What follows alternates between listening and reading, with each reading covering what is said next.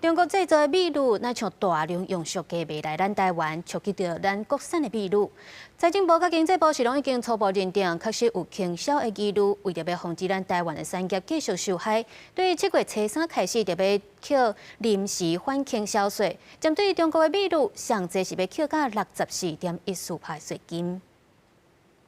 支持国产啤酒，严惩中国倾销。立法委员甲台湾的业者最近开记者会，指责中国的米鹭用不当的补贴甲俗价倾销，抑个中国制造的米鹭拍到国际品牌名气，顶头只敢用正税率标示原产地，误导消费者，也打击台湾的米鹭产业。不可能可以一次跟1个月的那个跟您去年同期的比，增加了59%，将近6成的量，所以这完全就是为了闪税而要过来的。这5年来，中国啤酒进来了台湾已经来了160亿了，那相对的，只要挂着台湾的品牌，因为在它的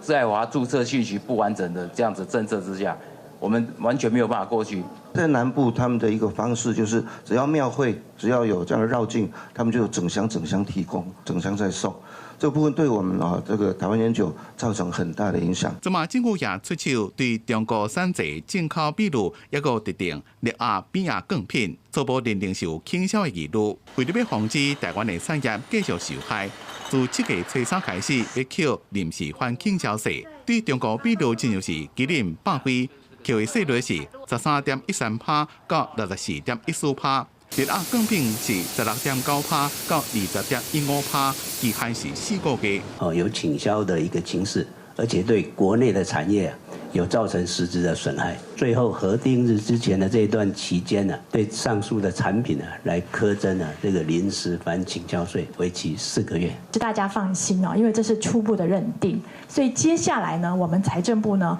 为了验证它这些回复问卷资料的正确性跟真实性，我们会到他们厂商的实际的营业场所去做实地查证，再去测算这些最后的这个倾销的差率。对中国米鹭倾销的最后认定，审计小组除了用产业损害这款因素做主要的基础，也会参考案件对国家整体经济利益的影响，上尾来决议是毋是正式来扣反倾销税。财政部上紧伫咧10月就会完成调查认定。公司新闻采访报道。